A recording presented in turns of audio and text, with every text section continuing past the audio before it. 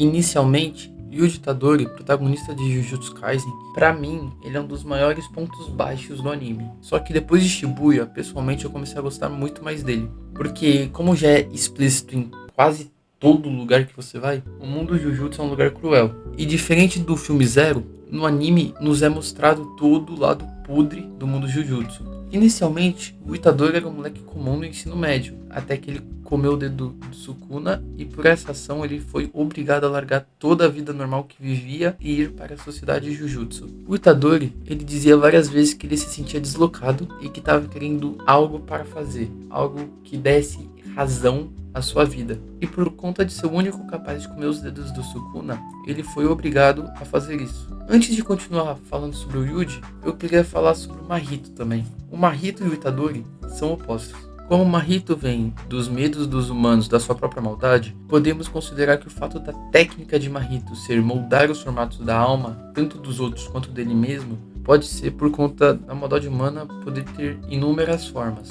E ainda mais se levarmos em consideração que a transformação da alma não pode ser curada por reversão de feitiço, ou seja, os impactos que a maldade humana causa nas pessoas não podem ser revertidos. Bom, voltando ao Itadori, ele é um protagonista comum. Na primeira temporada ele se mantém alegre, sorridente e ele quer se tornar mais forte para dar uma morte digna às pessoas em sua volta. Isso é bacana. Ele quer que as pessoas ao seu redor morram de uma forma digna, ou seja, sem ser a morte que, por exemplo, Nanami, a Nobara ou Junpei tiveram. Foi mortes totalmente secas e indignas. O primeiro impacto perceptível em Itadori foi justamente a morte do Junpei. Sobre essa morte, pessoalmente, eu achei da hora ela, só que o problema que eu tenho é que o Itadori não aparenta sentir essa morte. Sim, essa morte desenvolve o personagem, e no momento ele sentiu sim, mas tipo, quando a gente chega em Shibuya, por exemplo, essa morte é totalmente esquecida, tanto por nós,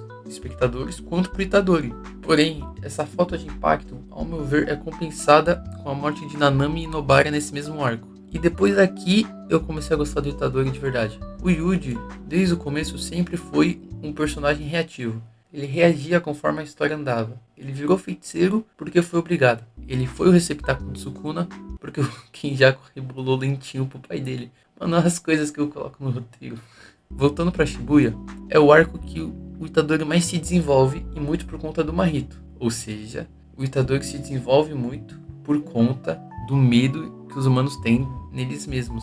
O Mahito tenta mudar o Itadori e quebrar o menino alegre que ele é. E ele consegue, só que de uma maneira meio diferente. O Mahito é tratado como uma maldição recente, uma maldição nova, que tem um potencial enorme, assim como a maldade humana sempre pode piorar. Na famosa cena Skyfall da Adele, Mahito, uma maldição jovem, percebe que conseguiu mudar o Itadori. O Itadori agora não se vê como antes, agora ele se vê apenas como uma mera engrenagem no sistema Jujutsu. Uma visão que a própria obra condena, quando ele enfrenta o Hakari e acaba tendo um teste de resistência, digamos assim.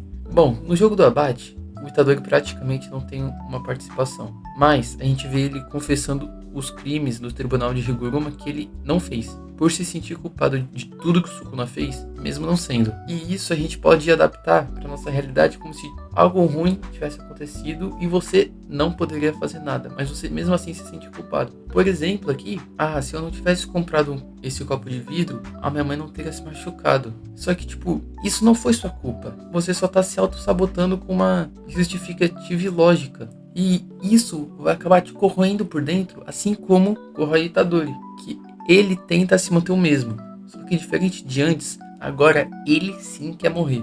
Tanto que diz que não há nenhum problema em se sacrificar para a Anja trazer o Gojo de volta. Só que como a gente sabe, não é bem isso que acaba acontecendo por conta de Sukuna. O Sukuna, do ponto de vista de Itadori, a gente pode tratá-lo como um fardo. Uma responsabilidade muito grande para um moleque de 15 anos que infelizmente não tem outra escolha a não ser enfrentá-lo de frente. E o próprio Itadori trata o Sukuna como sendo algo que somente ele pode reprimir. Ou seja, ele precisa reprimir. Aí quando ele viu que não consegue fazer a única função que ele tinha, ele ficou quebrado. Ele tem seu tempo para processar e assim quando volta, já quer descer a porrada no Sukuna. E pessoalmente, um comentário aqui sobre essa mini luta da máquina do Itadori contra o Sukuna, eu acho muito brabo o Itadori virando pra Mike falando ataque pra matar porque ele não vai morrer.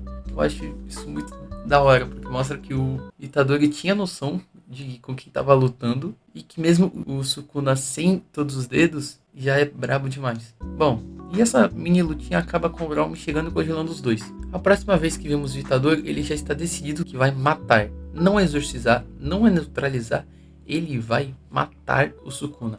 Entenda que o Itadori, além de ser um personagem reativo com a história, ele sofre muito por conta disso também. Ele tenta se manter o mesmo o tempo todo, tanto que ele continua perdendo o Sukuna mesmo depois da batalha final. Só que nesse meio tempo, de Shibuya até Shinjuku, ele mudou bastante, ele cresceu, ele amadureceu e ele virou, pra mim, um bom protagonista.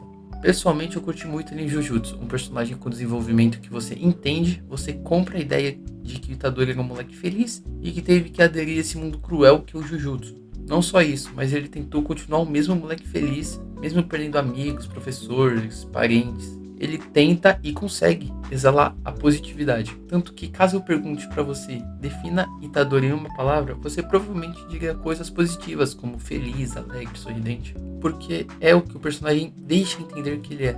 Ele é, assim como eu, assim como você, uma pessoa que passa por momentos difíceis. E isso é muito comum.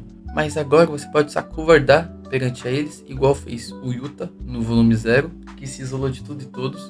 Ou você pode crescer e enfrentar eles de frente, assim como Itadori, que quando viu seu melhor amigo sendo possuído pelo Sukuna, mesmo totalmente quebrado por dentro, ele continuou na luta. Bom, rapaziada, esse foi o vídeo de hoje. E eu só vim avisar aqui que as minhas aulas voltaram já, então eu vou tentar maneirar na edição para ter mais tempo de pensar em roteiro, essas coisas, ideia de vídeo. Então, caso a edição dos últimos vídeos e dos mais pra frente estiver mais simples, eu peço desculpas, mas eu prometo que vou continuar trazendo vídeo toda segunda-feira às 14 horas. Bom, é isso. Comenta o que você acha do personagem, aproveita, deixa seu like, se inscreve e segue meu Twitter, link tá na descrição. E tá calor pra um caralho. E até o próximo vídeo.